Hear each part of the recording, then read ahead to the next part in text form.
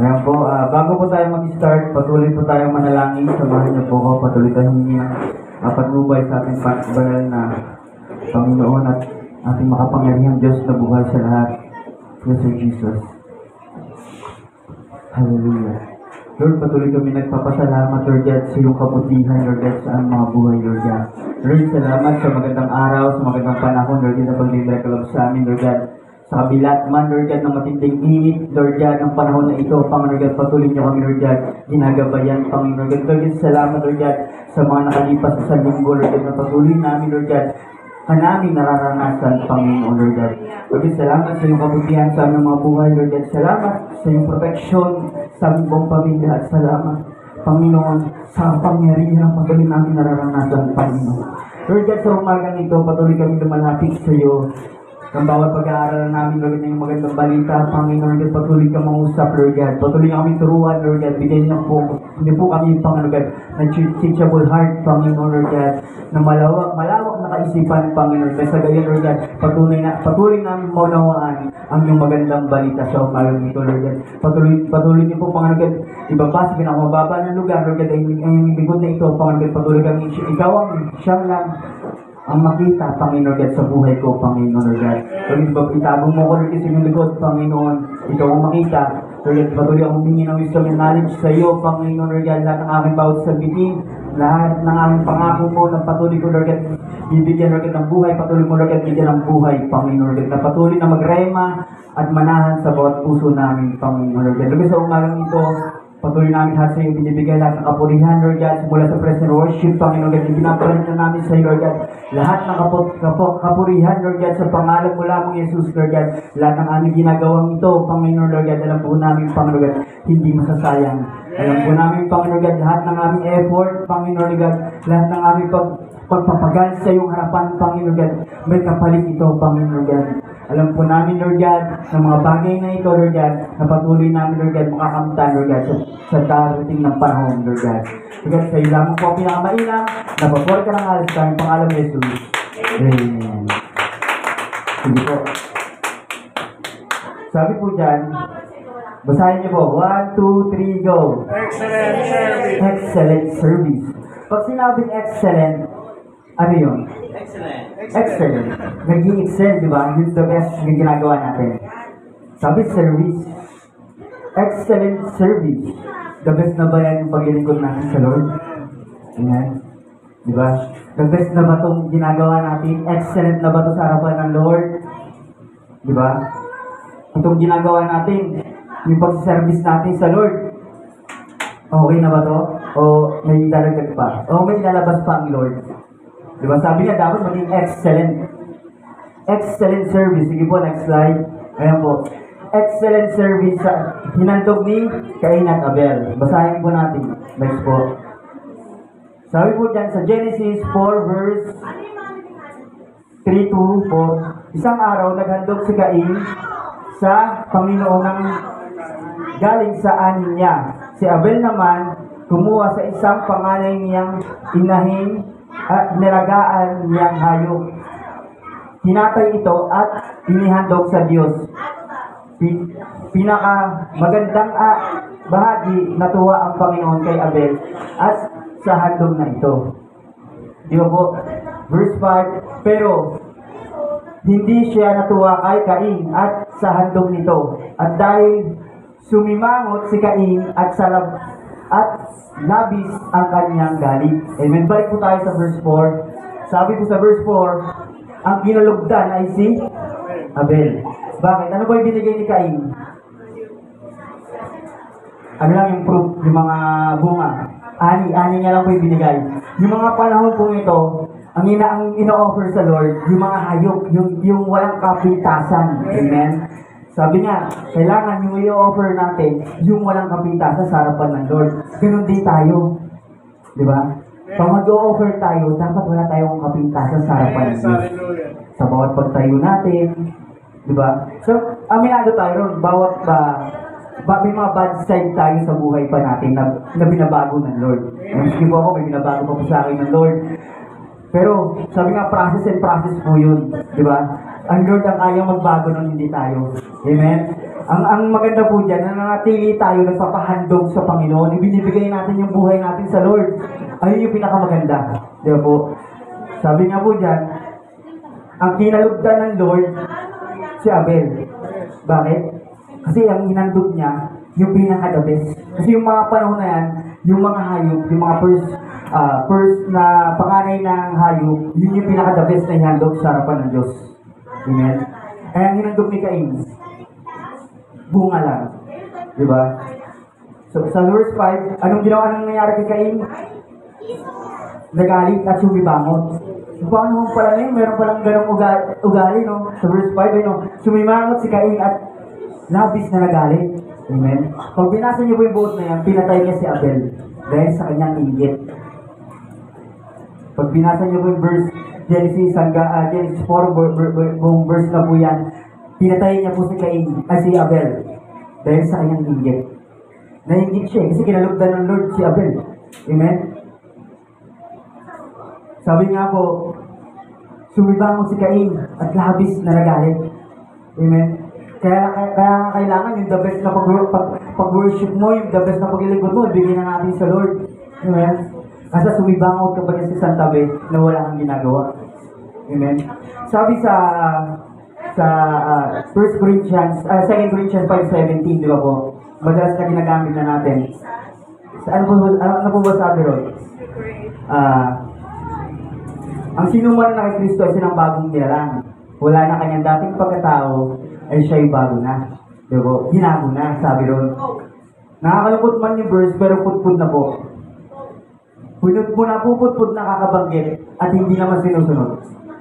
Sabi ng Lord, ang lahat na kay Kristo ay silang bagong nilalang. Pag sinabing bago, lahat ng bago, ginagamit. Ginagamit. Amen? Lahat ng bago ginagamit. Kaya bumili ka ng bagong aircon, bagong electric fan, bagong TV, lahat yun gagamitin kasi bago yun, pinili mo. Hindi mo naman ilalagay lang yung isang tabi at hindi display lang. Tama po ba? Pag sinabing bago, gagamitin. Amen? Kaya sinabi ron, ang sino man na kay Kristo ay silang bagong nilalang. Pag sinabing bago, kailangan mo magpagamit sa Diyos para makita na ikaw ay binago ng Diyos. Amen?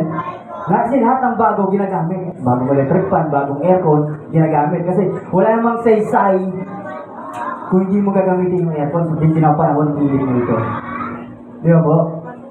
Walang saysay yung binili mo. Kung i-stock mo lang sa bahay nyo, magiging pamuti. Ganon din sa church, wala kang saysay. Hindi ka tayo nagiging pamuti dito sa church kung hindi kang papagamit sa harapan ng Diyos. Amen? Nagiging pamuti lang tayo sa harapan ng Lord. Sabi kasi lahat ng binago, ginagamit ng Lord. Diba? Maraming binago, maraming rin kinakalawang na. Diba po? Sabi ng Lord, ang iniutos ng Lord, kailangan magpagamit. Go and make disciples. Diba? Nakakalungkot man, sabi nga po lahat ng binago, maraming hindi pa rin nagpapagamit sa harapan ng Lord. Pero ang iniutos ng Lord, ano po bang sinasabi ng Lord sa atin? Kung na kay Kristo ka na, isa lang bago. Tignan mo yung katabi mo, kung mukhang bago. Bagong kupit. Diba po? Bagong upuan.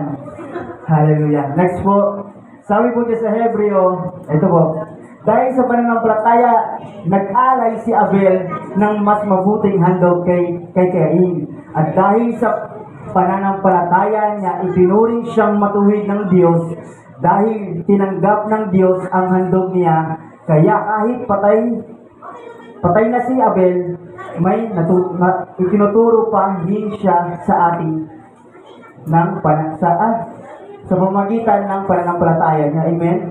Dahil sa pananampalataya ni Abel, may tinuturo pa rin siya sa atin. Anong tinuturo niya? Patuloy ihandog yung buhay natin sa Diyos. Wala nang iba. Amen? Kasi sabi nga po, wala naman tayo babalikan sa mundo. Wala na tayong the best na paglilingkuran kundi ang Panginoong Diyos lang. Kaya tinuturo niya yung faith mo, patuloy mo ilapit sa Panginoon. Yung faith mo, sabi niya, focus sa harapan ng Lord. Para kang tubig. Example lang po. Umikot ka sa buong church, yung baso punong-puno ng tubig. Napalawalag na po dati ito ni Ate Jex. Na punong-puno ng tubig, iikot ka sa buong church. Punong-puno, punong-puno. Pag nakatingin ka rin sa baso, tapos punong-puno ng tubig yung baso, hindi matatapon yung tubig. Kasi nakapokus ka sa tubig eh. Pero pag umikot ka sa church, tapos tumingin ka sa paligid mo, matatapon yung tubig. Kasi wala ka sa focus. Nakatingin ka sa paligid. Amen? Ang sinasabi ng Lord, patuloy mo ituon ang iyong isipan sa akin.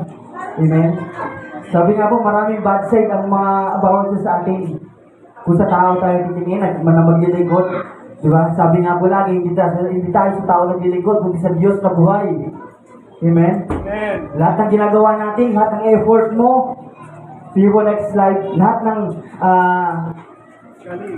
sabi nga po dyan, excellent service, magaling, mahusay, nangingibabaw. Amen. Kailangan sa harapan ng Lord. Hindi tayo nagpapagalingan dito Amen. Hindi tayo nagpapagalingan sa paglilingkod natin sa Lord. Kanya-kanya po tayo. Sabi nga po dyan, kailangan maging mahusay tayo sa harapan ng Lord. Mahusay, magaling, nangingibabaw. Amen. Pag sinabi nangingibabaw, ibig sabihin, nag-excel. Amen. Lumalago. Amen.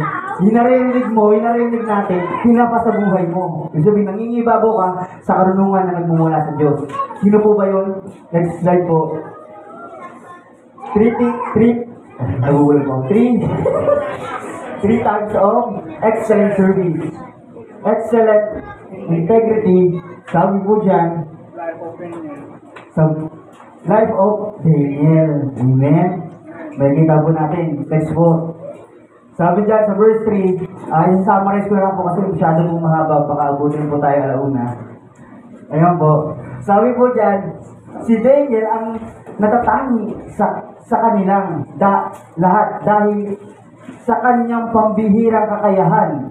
Kaya binalak ng hari siyang gawing tagapamahala ng buong kaharian. Sabi po dyan, si Daniel meron siyang natatangi sa kanyang pambihirang kakayahan. Meron daw siya natatangi. Sa ibang translation, si Daniel ay sa ibang translation po, si Daniel ay pogi, makisig, ganun po pag-translate kay Daniel. Baka nga po nasa lahi po tayo ni Daniel. Yes. Ganun po kasi yung translate sa ibang Bible. Si Daniel ay makisig, matipuno, malakas, di ba? Kaya nga siya ngayon nangingibabaw sa lahat eh. Kaya nga, gusto ng hari siya ay tagapamahala ng buong kaharian. Dahil siya nga kitaan at nangingibabaw sa lahat. Amen. Next slide po, ayan na po. Dahil dito, ang dalawang pang niyang kasama ng administrador at gobernador ay naghanap ng kamalian sa pamamagitan ni Daniel para paratangan siya, pero wala silang nakita dahil si Daniel ay tapat sa kanyang tungkulin. Ito po, namimili yung si Haring Darius kung sino yung pipiliin niya mamumuno sa kaharian, at napili nga si Daniel. Pero sabi nga, dahil dito, ang dalawa pang niyang kasama, tatlo po sila, niyang kasama na administrador at gobernador ay naghanap ng kamalian. Amen. Naghanap yung dalawa niyang kasama ng kamalian ni Daniel. Amen. Ang hinahanap ng dalawa yung kamalian kasi ayaw nila mag-promote si Daniel. Ayaw nilang tumaas yung posisyon ni Daniel. Ayaw nilang umangat si Daniel. Ayaw nila. Kasi bakit? Ano ba yung katangian meron si Daniel? Para paratangan siya, pero wala silang nakita dahil si Daniel ay matapat na naglilingkod sa Diyos. Wala silang nakita. Kahit anong paraan na iniisip nila kung paano nila sisirahan si Daniel, wala silang miskin isa na nakita. Mamaya papalawanin po natin sa baba. Meron silang, gumawa sila ng paraan para maparatangan si Daniel. Anong kaparaanan niya? Sige po, next slide. Sabi po dyan, ang excellent servant na may integrity ay hindi mayabang, hindi mapanira, at hindi itero. Yung dalawa kasi, ganun ginawa nila kay Daniel. Nainggit sila sa tungkulin ni Daniel. Hindi lang po dyan sa, pati minsan pati sa trabaho. Pagtapat ka na nagtatrabaho, ang pagtatrabaho mo, yung patas, yung mga hindi patas ay galit na galit sa'yo. Bakit naman si pasipsip naman yun si Diba? Pasipsip naman yun si pabibo kay boss. Kasi ayun yung hinahanapan nila, yung kakasira mo. Diba? Sabi nga, yung ginawa yung kay Daniel po, sabi niya po, hindi mayabang. Kasi wala silang nakikita kamalian si Daniel. Tapat si Daniel na naglilingkod Tapat siya na naglilingkod sa ating Panginoon. Diba? Hindi lang po sa trabaho, nakakalungkot man, pati sa church nangyayari. Amen? Tapat ka na gumagawa sa harapan ng Lord, pero paparatangan ka hindi maganda. Amen? Pero sabi nga po, yung mga lingkod ng Diyos na pinaparatangan, may pangako ang Diyos dyan. So po, ano yung pangako ng Diyos? Pag sinasabi ang hindi maganda ang lingkod ng Diyos, do not touch anointed one. Sabi yun sa, basahin po natin, Psalms 3. Sabi po dito, Psalms 105 verse 15. Sabi po dito, sabi po dito, sinabi niya, huwag ninyong galawin ang hinirang ko, mga lingkod. Huwag ninyong saktan ang mga propeta. Amen? Sabi ng Diyos, huwag daw. Amen? Kasi lahat ng tinawag ng Diyos ay mahalaga sa harapan niya. Amen? Diba? Sabi niya lahat ng, kung tayo man pinaparatangan hindi maganda, okay lang yan. Pag-pray na lang natin sila. Diba? Marami man tayo naririnig sa paligid natin. Bakit kaya tumatayo? Dati kaya buhay niya. Nandito tayo sa sa mundong mapang-judge. Amen? Hindi nakikita yung pag-ibig ng Lord kung paano binago siya ng Lord. Kung paano kumilos ang Diyos sa buhay niya. Hindi nila nakikita yun. Ang nakikita nila yun dahil mong pagkatao. Pero huwag kang magpapatinag doon. Harapin mo, tumayo ka kung paano ka tinawag ng Diyos. Para patunayan mo sa kanila na ako ay dating backslider at ako ay dating manginginom, ngayon binago ng Diyos. Diba po? Kasi pag nagpadala tayo lang doon, sino po ang matatalo? Hindi tayo lang ang matatalo. Pag nagpadala tayo sa mga maraming sinasabi ng mga kritiko natin. Diba po? Sabi nga, yung mga panahon ni Daniel, may mga gobernador na nanahira sa kanya. Sabi sa mga panahon din natin, may mga nanihira rin sa atin. Amen. Sabi nga, bless na lang natin sila. The Lord will bless. Pagpalain na lang sila ng Lord. Diba po? Basta ang natupagin natin kung paano natin papagpurihan at pasasalamatan ng Diyos at pagpapala natin siya paglilingkuran. Amen?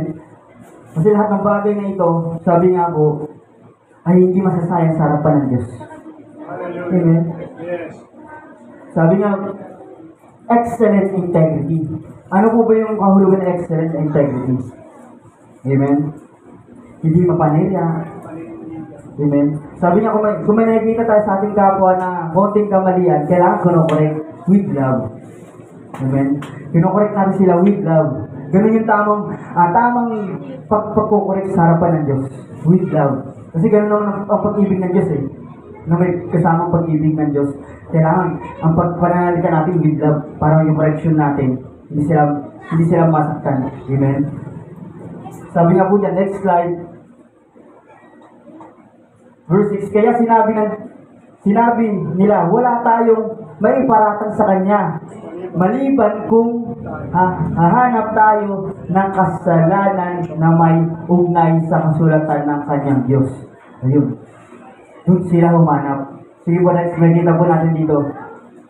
Kaya pumunta sila sa hari at sinabi, mahal na hari, kami mga administrador, mayor, gobernador, tagapayo at mga komisyonero ng inyong kaharian ay nagkasundo hilingin sa inyo na gumawa ng kautusan sa loob ng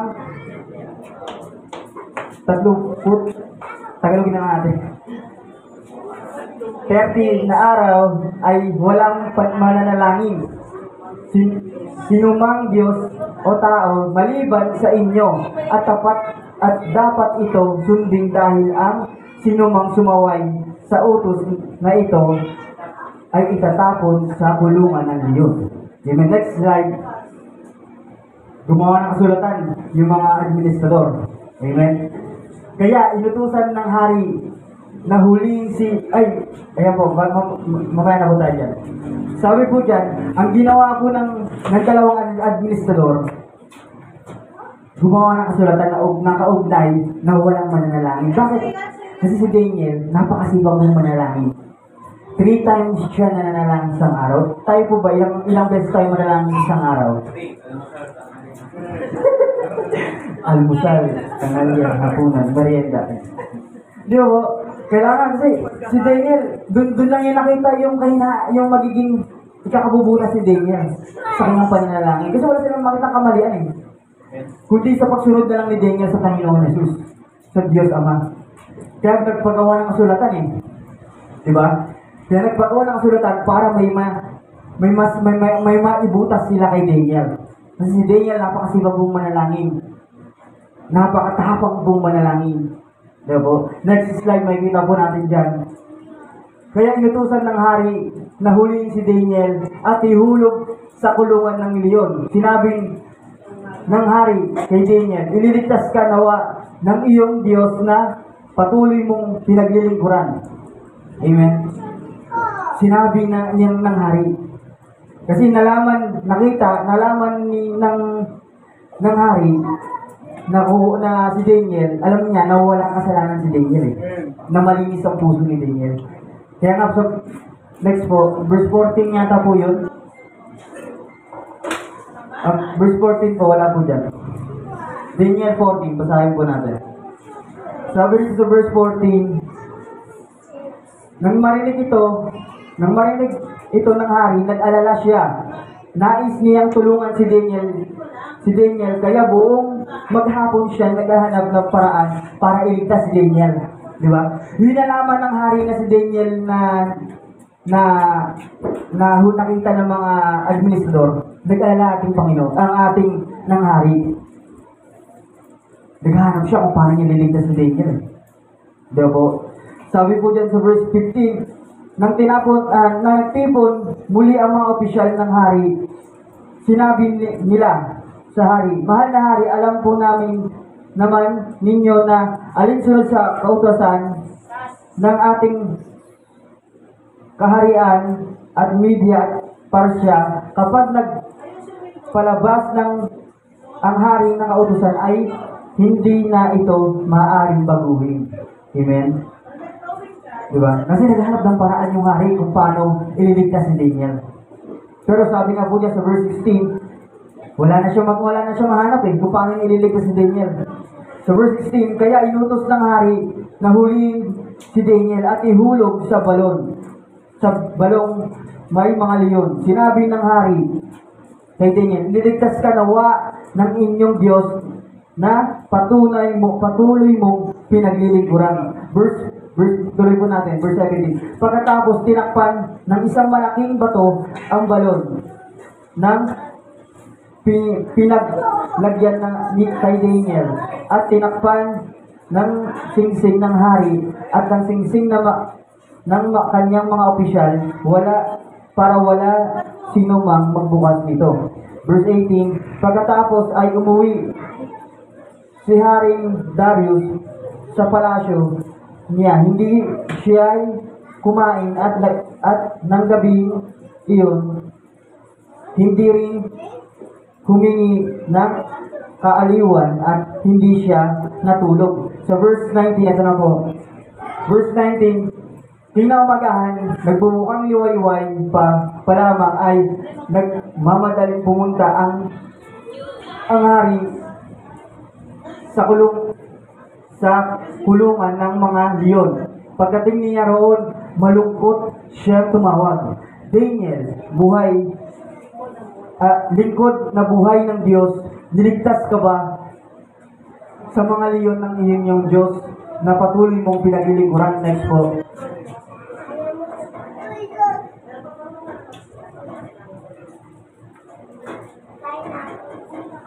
Verse, sabi po dyan, sumagot si Daniel, "Mahal na hari, hindi ako sinaktan ng mga leon dahil nagpadala ang Diyos ng kanyang mga anghel para itikom ang mga bibig ng mga leon. Ginawa ito ng Diyos dahil alam niyang matuwid ang aking pamabuhay at wala akong ginawang kasalanan sa inyo." Balik po natin sa 22. Ano sinabi ni Daniel dyan? Ano ang sagot? "Mahal na hari, hindi ako sinaktan ng leon." Amen? Hindi siya sinaktan ng leon si Daniel. Bakit? Bakit kaya hindi siya sinaktan ng leon? Kasi sabi nga Quran, nagpadala ang Diyos sa kanya ng mga anghel. Diba? Kung marinig niyo po ako manalangin, Lord, patuloy niyo kami pasamaan sa iyong mandirig mga anghel. Kasi kung paano pinatikob ng Diyos yung bibig ng mga leon, ganun din kaya niya patikobin ng Diablo sa paligid natin. Yes. Diba? Kaya nga ang prayer ko, Lord, patuloy niyo kami pasamaan sa iyong mandirig mga anghel. Kasi yung anghel niya patuloy na sumasama sa atin. Kahit saan man tayo pumaroon. Amen? At patuloy natin nararanasan. Yung leon niya napatikom eh. Miskin ni Galos, wala si Daniel. Miskin ni anong sugot, wala si Daniel. Walang nakita sa kanya. Amen? Bakit? Ano pinadala ng Diyos? Anghel. Amen? Ganun kabuti ang Diyos. Sabi nga, sa atin may mga pinapadala ang Diyos, hindi na natin nakikita. Amen? May mga binibigay siya sa ating blessing, minsan di natin na lang nakikita. Yung maliit na blessing, di na natin minsan napapasoy kasi yung problema mo, patuloy mo nang hinaharap na lang. Yung simpleng blessing, di mo na makita kasi yung malaking problema, yung patuloy mong hinaharap eh. Amen? Sabi niya, patuloy tayong pasama sa kanyang mga anghel, sa mga kanyang madirig mga anghel. Kasi kaya niya, kasi yung leon, kayang patikumin eh. Yung pa kaya yung mga Diablo sa paligid natin. Diba? Kaya niyang patigumin lahat ng yun. Diba? Next slide po. Sabi po dyan, nang marinig iyon ng hari, nagalak siya at nag-utos sa nakunin si Daniel sa kulungan na nakuha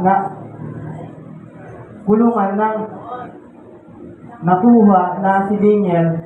Wala silang nakitang kahit galos man lang sa kanya katawan dahil nagtiwala siya sa Diyos. Amen. Miski ni anong galos, wala nakita sa kanila si Daniel yung kinuwanan nila si Daniel. Amen. Bakit? Kasi nagtiwala si Daniel sa Diyos. Amen. Kung patuloy tayo magtitiwala sa Diyos, kahit anong problema yung pagkadaanan, di ba? Wala, hindi ka maaagaw ng mundong ito. Hindi ka maaagaw ng mundong ito kasi patuloy ka nagtitiwala sa Diyos eh. Si Daniel nagtiwala. Anong kailangan? Ano bang ginawa ni Daniel? Patuloy nanalangin. Amen? Yung nakita siya ng mga ng mga administrador na nanalangin po siya nung sinundan siya sa bahay niya. Nanalangin siya, yung napasa na yung batas, umuwi siya ng bahay at nanalangin. Natakot ba si Daniel? Natakot ba siya na yung batas ay napasa na? Ang ginawa niya, umuwi ng bahay at nanalangin. Humarap sa bintana ng Jeremiah. Jerusalem. Diba? Wala siyang takot, kundi manalangin ulit ng manalangin. Diba? Anong pinaparating ng Diyos sa atin? Diba? Kahit anong problema natin pinagdadaanan, manalangin lang po tayo ng manalangin. Amen? Patuloy na panalangin na hindi manawa ang panalangin. Lahat ng panalangin may bunga. Amen? Ako po'y bunga ng panalangin pero hindi yung panalangin ng sarili ko. Bunga ng panalangin ng ibang tao. Amen? Ako po'y nagpapasalamat sa Diyos dahil sa mga panalangin ng pastor at ni pastora na binalik ako ng Lord sa lugar na ito, hindi dahil sa panalangin ko, hindi sa panalangin nila. Amen? Yung mga intercessor natin, nagpapasalamat po ako sa prayer nila. Diba po? Si Ate Brenda, yung napanalangin, si Kuya Bray, patuloy kami kasama sa prayer niya. Kaya nagagalak po ako nung bumalik si Kuya eh. Amen? Kasi bunga ng panalangin. Amen? Lahat ng bunga, namumunga pagdating ng panahon. Amen? Ang akala mo minsan bigyan ng Diyos, hindi niya dinidilig ang prayer mo. Please wait. Hintayin mo lang. May binaplano ang Diyos sa buhay mo. Amen? Hindi pa ngayon, hindi pa bukas. Si Abraham, ilang years na nanalangin? Hindi 20 years na nanalangin para sa kanya. Hindi. Diba? Eh tayo, minsan yung prayer request pa lang natin, 2 days pa lang, 2 weeks pa lang. Kakasama mo lang sa prayer meeting na prayer. Ba't hindi kagad tinutugon ng Lord? Hindi naman kagad yan eh. Natutugin ng Lord. Kaya baka hindi sa iyo pa binibigay ng Lord kasi may piniprepare pa sa iyo ang Diyos. Amen? Amen? Lahat tayo, sabi nga po dyan, lahat ng prayer natin, sabi nga po, hindi bingi ang Lord, patuloy na pinaparinggan lahat ng dalangin natin. Hindi pa ngayon, pero sa datang panahon. Diba po? So mga kabataan, ito po, i-share ko lang po. Kilala niyo po si Adan? Amen? Si Adan. Yung mga naghahanap po ng, syempre, mga ibang tumatanda na, ilang taon na, wala pang boyfriend, girlfriend, gano'n. Diba? Huwag niyo hanapin. Huwag niyo hanapin. Si Adan, yung ginawa ng Lord sa Garden of Eden, busy siya na nagpapangalan sa mga bunga at puno. Tama po ba? Diba? Busy siya. Eh, nakita ng Diyos kailangan ng kasama. Diba? Eh, nakita ng Diyos eh. Busy siya sa ginagawa niya. Kaya gumawa ang Diyos ng kapartner ni Adan, kundi si Eva. Amen. Sabi niya mga kabataan, maging busy tayo sa gawain ng Lord. Sa tamang panahon, ibibigay sa iyo ng Diyos yung para sa iyong tao. Amen. Magpaka-busy ka muna sa gawain ng Diyos.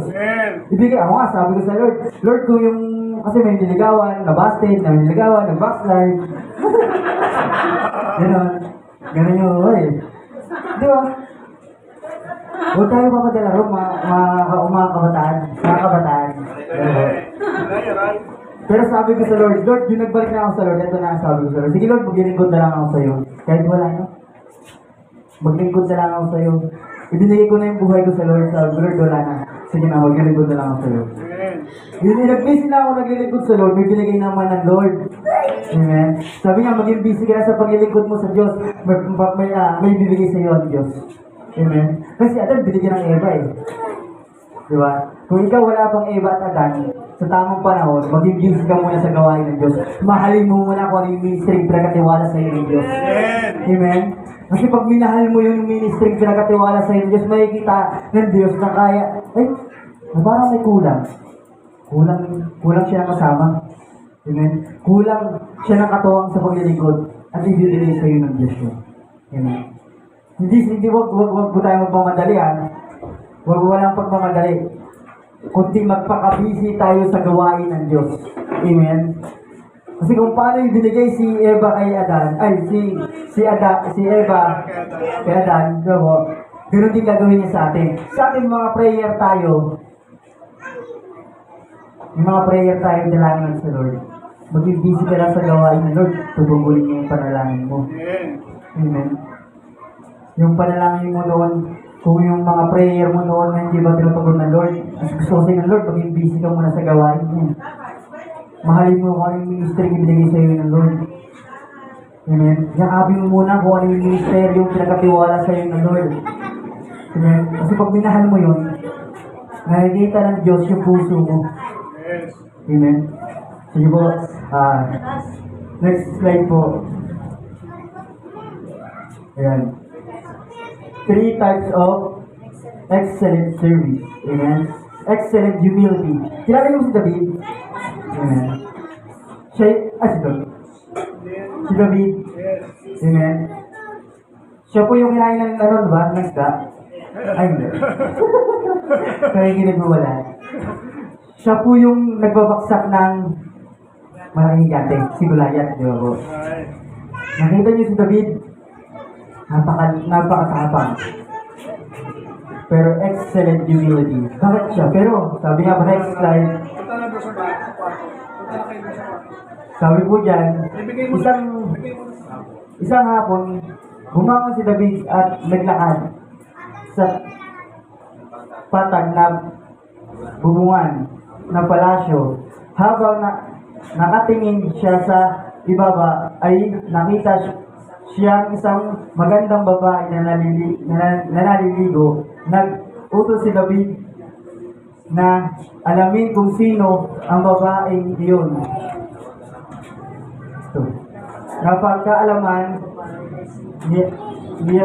Napagkaalaman niyang ang babae na yun ay si Bathsheba na anak ni at asawa ni Uriah na Heteneo.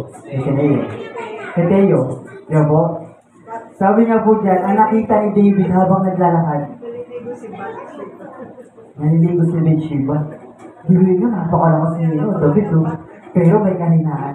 Ano yung kahinaan ipinakita? Babae.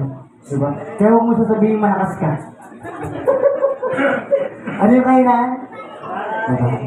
Kaya huwag mo sasabihin malakas ka. Okay? Huwag mo sasabihin kaya kong harapin ang lahat. Kasi si David niya, pinakitaan ng babae. Pinatawag ka ganyan. Sino ba yun? Puntahan niyo nga. Diba?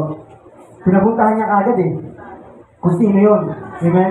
Kaya sa next slide, pinasundo ni David si Bathsheba at dumating ito, silipingan niya siya ni David. Pagkatapos pa lang noon, si Bathsheba ng seremonya ng paglilinis dahil sa buwanan niyang dalaw. Pagkatapos nilang magsiping, umuwi siya, nabuntis siya, at pinaalam niya ito kay David. Amen? Pinakuha niya agad si Bathsheba, nakita niya, wow. Si Bathsheba, bakit doon pa niligo sa harapan ng pasamaan ng ni David eh? Diba? Sakto naman si David lalabas. Naalala ko, pag nagmumotor mo kami ni Trina eh. Oh, tumitingin nga naman. Nakamotor tayo. Hindi sa harapan. Doon. Nakatingin. Di nakatingin ako sa harapan. Di ba mo kuya? Oo, So, doon na. Baka mo na. Baka may makakita ang naliligo. Oo. Dumaan lang yung ano. Nakita mo ba yun? Ay, yung maganda. Sabi ko, tuturo mo pa ako sa kasalanan. Sabi ko, nakita mo ba yung Adi? Ay, yung maganda dumaan. Sabi ko, papahamok mo pa ako. Tapos sabi niya, tinitingnan mo naman. Kasalanan kagad. Kasalanan kagad. Di ba mo? Si David, nangyari sa kanya eh. Eh ako nga, napapalikon na ako kung may dumaan. Wow, motor, ang ganda. Pag mamayagad ng motor, gusto nun ah. Adi gusto ko nun. Bili ka na. Bibili ako yung bukas 10. Suko mo na yan. Okay. Di ba? Si David, ang naging kahinaan niya yung babae. Amen? Tayo may mga kahinaan. Pero sa pinaparating ng Lord, mag-iingat tayo. Kasi si David napakalakas. Napakatapang. Nangunguna sa labanan. Pero may kahinaan. Dahil dyan nagkasala po si David. Next slide. Amen? Dahil dyan, nagkasala si David. Next po. Pagkatapos sinabi ni Nathan, ito po si Prophet Nathan, wala po rito. Yung iba po. Pagkatapos sinabi ni Nathan kay David, ikaw na ang taong iyon, ang sinabi ng Panginoon na Diyos ng Israel, ipinili kitang hari ng Israel at iniligtas kita kay Saul. Ibinigay ko sa iyo ang kaharian at ang mga asawa niya. Ginawa kitang hari ng buong Israel at Juda. At kung kulang pa ito, bibigyan pa kita ng mas marami pang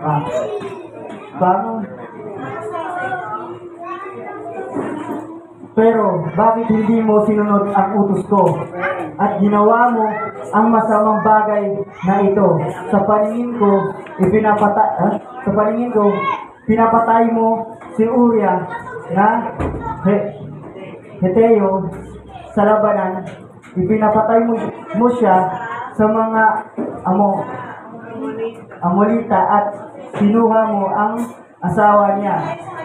Kaya dahil ginawa mo mula ngayon, palagi nang magkakaroon ng labanan at patayan sa pamilya mo dahil sinuway mo ako.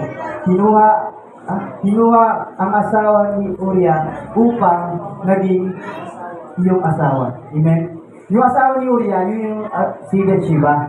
Amen? Pinapatay niya po si Uriah para makuha niya si Bathsheba. Yung mga panahon po kasi niyan, kasi malalaman ni Uriah na buntis si Bathsheba. Kaya gusto ni Daniel matakpan Daniel, sorry po. Nakikinig mo wala na. Ni David na matakpan yung kasalanan ginawa niya. Di ba?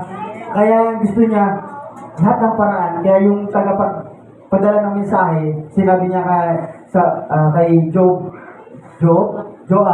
na iuna mo si Uriah sa harapan. Sa matinding labanan para mapatay ang kagad. Para wala na kagad na usapan. Ay, sorry Lord.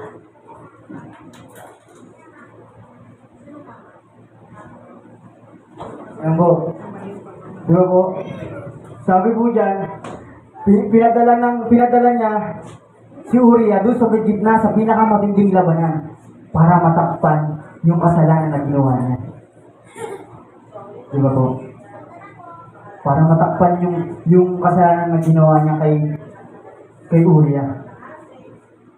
Tapos yung namatay na si Uriah, bumalik yung tagapagsalita, binalita sa kanya na akala nga nila patayin na akala nga po nila na magagalit si David. Kasi lumapit sila ron sa lugar ng mas matinding labanan. Kaya gumawa pa sila ng mga dahilan. Ito sabihin mo kay David, ito sabihin mo na lumapit tayo. Pero alam niyo po ba kung sinabi ni David? Okay lang yan, sabihin mo kay Joab na mas galingan pa niya sa paglaban. Hindi siya nalungkot sa pagkamatay ni Uriah. Kundi sabi niya kay Joab, okay lang yan. Mas galingan niyo pa sa paglaban. Para matakpan yung kahinaan niya. Pero paano naging excellent humility si David? Ibinaba niya yung kanyang puso. Yung maglilingkod na siya, yung sa kanyang anak na si Solomon. Yung sa part na yun, ibinigay niya lahat kay Solomon yung the best. Kaya the best humility si David. Kasi lahat ng kanyang ari-arian, yung susunod na henerasyon si Solomon, ginawa niya lahat. Nakasupport siya kay Solomon para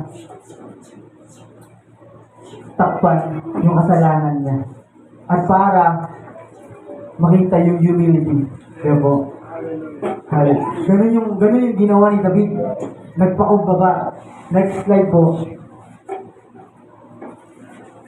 Ayan po. Pero ito ang sinabi niya sa akin. Sa dami ng labanan na pagdaanan mo, maraming tao ang napatay mo, kaya hindi kita papayagan magtayo ng templo para sa karangalan ng aking pangalan. Ngunit ibibigay kita ng anak na lalaki na maghahari ng may kapayapaan dahil hindi siya gagambalain ng lahat ng kanyang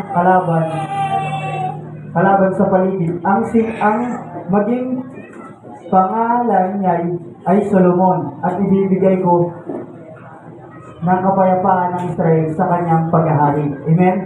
Siya ang nagtayo ng templo para sa karangalan ng aking pangalan. Itinuturing ko siyang anak at ako'y magiging sa kanyang ama. Maghahari ang kanya ng Israel magpakailanman. Amen? Nakita niyo po? Sabi sa verse, balik po natin. Diba po? Si David, sabi niya po, hindi siya pwede maging hari. Diba? Hindi siya pwede maging hari. Bakit? Kasi meron siyang dumaan sa kanya yung bahay ng mga kasalanan. Diba? God, sinabi sa kanya, madaming labanan na pinagdaanan mo, maraming tao na napatay mo, kaya hindi kita papayagan magtayo ng templo. Amen? Maraming taong namatay sa pamumuno ni David, kaya hindi siya pwede magtayo ng templo. Kaya ibinigay si Solomon para siya ang maging hari. Kaya ang ginawa ni David, nagpakumbaba siya, ibinigay niya support lahat kay Solomon. Diba po? Sabi niya po dito,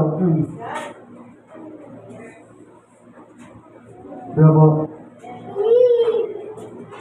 Yes, nakasala si David sa adultery at murder. Amen? Nakasala eh. May pagpatay. Amen? Diba po? Alam po natin nakasala si David.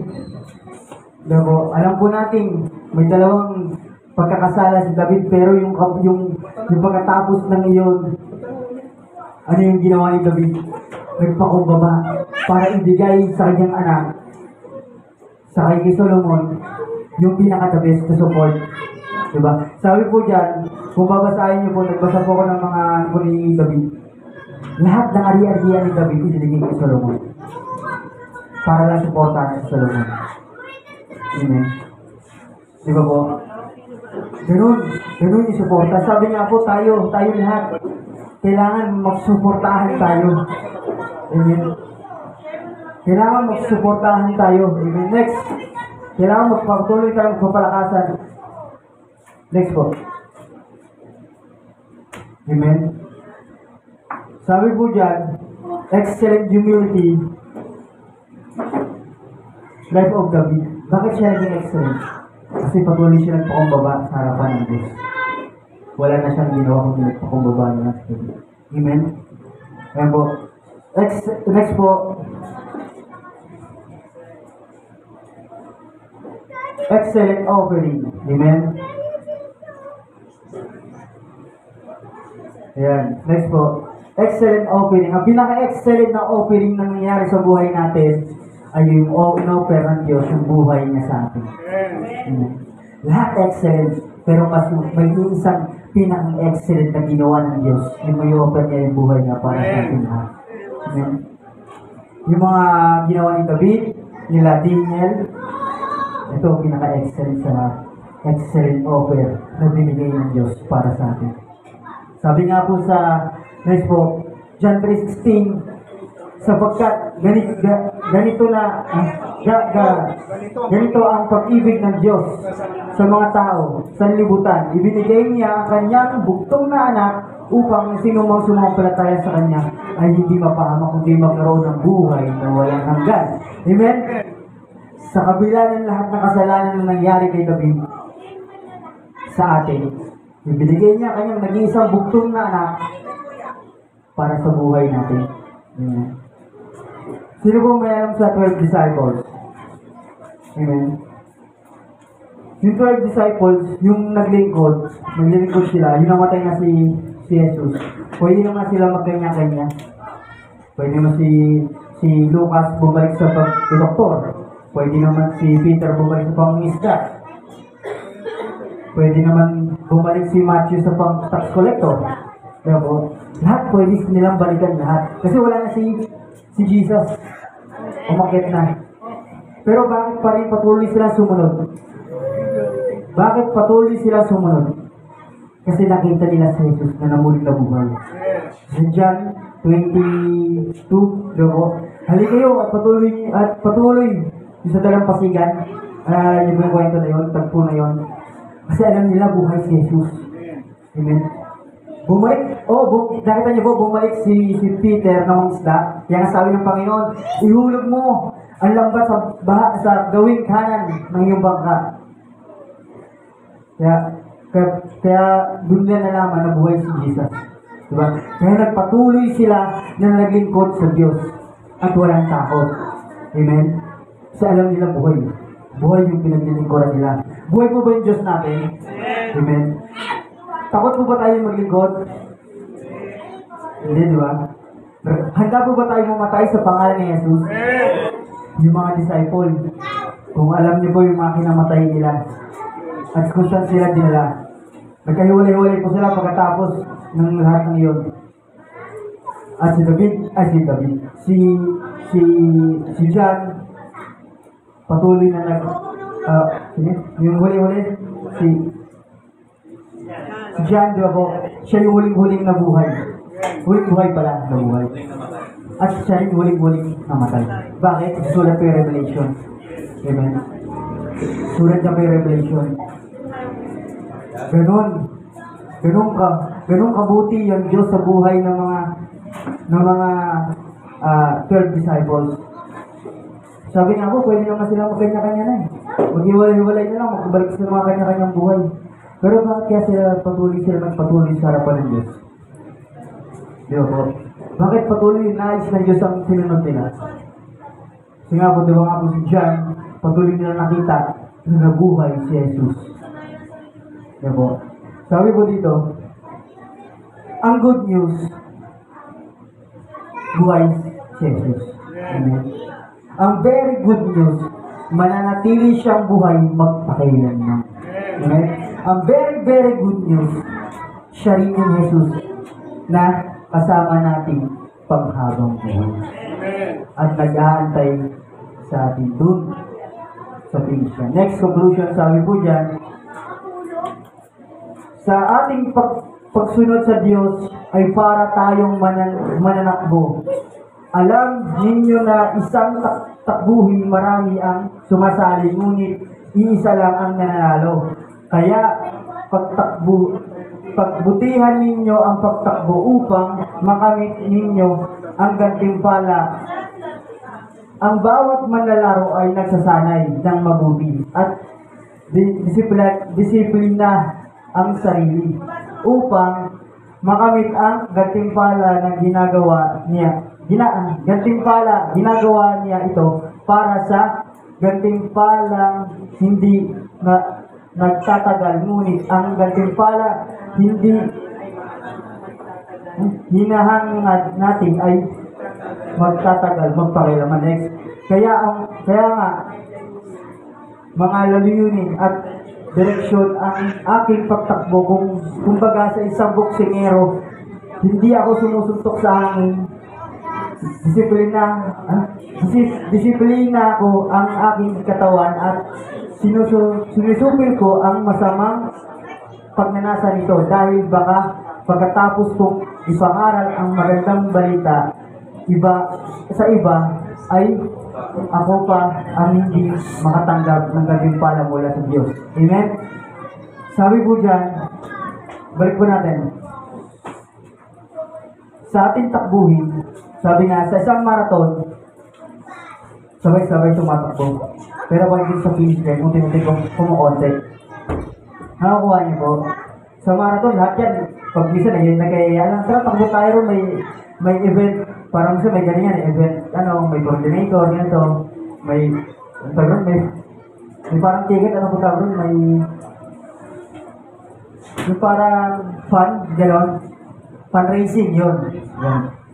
Minsan doon kinukuha, di ba? Magmamarathon, pero lahat hindi nakakatapos. Gusto lang sumali, pero hindi kaya tumapos. Amen? Sabi nga dyan, sa ating takbuhin, kailangan alam natin sino yung pinaglingkuran natin. Amen? Hindi tayo sa boksingero na sumusuntok lang sa hangin. Bakit sa hangin? Kasi walang tinatamaan. Amen? Kailangan lahat ng pinupuntahan natin, may papatutunguhan. Amen? Lahat ng takbuhin natin may pinupuntahan. Hindi lang yung dito lang tayo. Sa ating pagtakbo, aminado tayo ron, napakahirap ang takbuhin natin bilang Kristiyano. Napakapadugo po talaga. Sa ating paglilingkod, sa ating Diyos na buhay, napakahirap ang takbuhin natin bilang Kristiyano. Hindi tayo accepted sa pagsubok, hindi tayo accepted sa mga nangyayari sa mundong ito. Amen? Napakahirap ang mga trials na pagdadaanan natin. Pero ang sabi ni Pablo, Sa ating pagsunod sa Diyos ay para tayong mananakbo. Alam ninyo ang isang takbuhin, marami ang sumasali, ngunit isa lang ang nananalo. Amen? Sa ating pagtakbo, alamin natin kung yung pagtakbo natin ay para sa Diyos. Sa ating pagkakbang, yung pagkakbang natin ay para sa Diyos. Kaya po, tandaan ba natin yan? Kasi maraming tumatakbo, hindi nakakatapos. Amen? Kasi hindi para sa Diyos yung kanilang hangarin at takbo. Amen? Sige po, next slide po. Sabi po dyan, ang bawat manlalaro ay nagsasanay na mabuti at dinidisiplina ang kanyang sarili upang makamit ang gantimpala na ginagawa niya ito. Para sa gantimpala hindi nagtatagal, ngunit ang gantimpala na hinahangad natin ay magtatagal magpakailanman. Amen? Yung mga manlalaro, yung mga athletic, nagsasanay yan bago yung sumabak sa labanan. Amen? Tayo rin, kailangan din natin magsanay spiritual bago tayo sumabak sa mga labanan natin. Amen? Kailangan prepare yung spiritual mo. Amen? Pag alam mo nang ito na si Satan, rebuke na agad in Jesus' name. Diba po? Pag andyan na nararamdaman mo na yung si Satan bumubulong na naman, review ko na agad.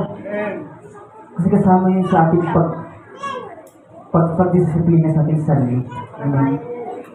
Sa ating pagdisiplina sa ating sarili, next slide po, sabi po dyan, ay balik po muna tayo, sorry po. Ang ganting palang hinahangad natin ay magtatagal, magpakailanman. Amen? Yung ganting pala rito sa lupa, hindi magtatagal yan. Yung hinahangad natin bilang Kristiyano, kaya magtagal habang buhay. Amen? At patuloy lang tayo magtatagal, magpakailanman. Amen? Next po. Sige po, next. Excellent integrity, excellent humility, and excellent offering will result in excellent reward from God, and that is the crown of salvation. Amen? Amen. Sabi nga po yan, lahat ng excellent na ginagawa natin, pagdating ng araw, may crown of salvation tayo na ginagay natin Panginoon. Basta lahat excellent sa harapan ng Lord. Amen? Sige po, patuloy tayo sa presensya nating Panginoon. Hallelujah, Jesus. Lord, patuloy po kami, Lord, nagpapasalamat, Lord, sa iyong kapangyarihan, Lord God. Patuloy kami nagpapasalamat, Lord, sa iyong banal na salita, Lord God. Salamat, Lord God, sa mga pangako mo, patuloy nagiging kalakasan sa aming physical na kapangatawan, sa aming spiritual, Panginoon, Lord God, na pamumuhay, Panginoon. Lord God, patuloy nyo kami samahan, Lord God, sa aming labanan, sa aming mga pagdadaanan, Lord God. Patuloy nyo kami, Lord God, pasamahan sa iyong mandarin, mga anghel, Lord God. Patuloy nyo kami gabayan, Panginoon, Lord God, sa aming mga labanan, Lord God, sa aming spiritual, physical, Panginoon, ito, emotional, Lord God, ito, Panginoon, Lord God, sa aming, Lord God, ginagawa sa aming pamumuhay bilang Kristiyano, Lord God. Patuloy nyo kami samahan, O Diyos. Lord God, patuloy ng iyong gabayan, ng iyong presensya na lamang, nagagaling lamang sa iyo, Panginoon, Lord God. Lord God, salamat sa umagang ito, Lord God, patuloy namin, Lord God, nararanasan iyong kapangyarihan, Lord God, sa amin, Lord God. Lord God, salamat, Lord God, sa iyong walang hanggang pag-ibig sa amin. Salamat sa walang hanggang pag-ibig na hindi kayang tumbasan ng mundong ito, Panginoon. Salamat, Lord God, sa iyong kabutihan. Salamat sa iyong mga madaling mga anghel na patuloy mo kaming naaliw. Salamat sa joy, peace, kindness, self-control, Panginoon. At salamat po, Panginoon, sa iyong kabutihan sa aming mga buhay. Lord, kulang ang salitang salamat sa kabutihan mo. Lord, patuloy kaming maging excellent sa harapan mo. Patuloy kaming lumago sa iyong kabutihan at ang kalooban mo siyang masunod, Lord God, sa buhay namin, Panginoon, hindi yung kalooban namin. Kung ano yung nais mo po, Panginoon, nasa buhay namin, Lord God, patuloy po niyo, Lord God, kaming gabayan, Panginoon, at naisin din po namin ang iyong mga nais sa aming mga buhay, Panginoon. Lord God, sa araw-araw, Lord God, aming pamumuhay, Lord God, patuloy kaming gabayan. At samahan, Lord God, sa mga anak mo na narito, Lord God, i-bless mo sila, mighty, Lord God, sa kanilang pamumuhay, sa kanilang pag-aaral, sa kanilang ginagawa sa buhay, sa mga nanay at tatay, Lord God. Patuloy mo sila bigyan ng kalakasan, physical and spiritual, Lord God, sa katindihan, Lord God, ng init, Lord God. Palitan mo ito, Lord God, nakapit mo sila ng iyong pag-ibig, Lord God. Palitan mo ito, Lord God, ng pag-ibig mo na nanggaling sa iyo, Lord God, sa buhay, Lord God, ng mga ina, bibigay ng oras sa kanilang mga anak sa bawat pagkising nila, pag-aalaga nila, Lord God, paghahanda nila, Lord God, sa kanilang mga anak, sa mga ama naman, Lord God, na nagtatrabaho, Lord God, patuloy niyo silang gabayan, balutan niyo sila, Lord God, ng bayal na dugo, at pag-ingatan niyo po sila sa sila pumarot. Sa mga anak mo, Lord God, na nagtatrabaho, Lord God, pag-ingatan niyo rin po sila, Lord God, sa naman sila dahil na kanilang mga bahay, Lord God, ang bawat isa sa amin, Lord God, patuloy niyo pasamahan sa iyong mandirin mga anghel, Panginoon, Lord God, na sa inyo, Lord God, hindi kami maagaw, Lord God, ng kaaway, Lord God, o hindi kami kayang pasukin, Lord God, ng gawa ng kaaway, Panginoon, sa buhay namin, Panginoon. Nananalig kami, nananampalataya, Lord God, sa pangalan ni Jesus, Lord God, sa lahat, Lord God, nakakaramdam ng sakit at karamdaman, Lord God, patuloy namin, Lord God, ibinabanggit ng sabi mo, Lord God, sa iyong salita sa Isaiah 53 verse 5, by His stripe, Lord God, we are healed in Jesus' name, Panginoon, Lord God, sa lahat na may ubo at sipot, Panginoon, Lord God, sa pangalan ni Jesus, inireview ka, sa pangalan ni Jesus, Panginoon, Lord God, walang karapatan, Lord God, ang gawa ng kaaway sa buhay ng iyong mga anak, Lord God, sa mga anak mo, Lord God, na nalupay-pay, Panginoon, Lord God, balik mo sila, Lord God, ipunin mo kanilang mga puso, Lord God, patuloy mo sila, Lord God, ipanumbalik, Lord God, tulad ng pag-unang nila, Lord God, pagtanggap sa iyo, Lord God. Ipunin niyo, Lord God, ang puso at isipan, Lord God, na sa akin ikaw lamang ang tanging Diyos na dapat ang sambahin at wala nang iba pa, Panginoon. Lord God, salamat, O Diyos, sa umagang ito. Lahat ng ito, Lord God, ibinataas namin, Lord God, sa matamis na pangalan ng Panginoon Jesus Kristo. Ang lahat ng anak ng Diyos na magsabi. Amen.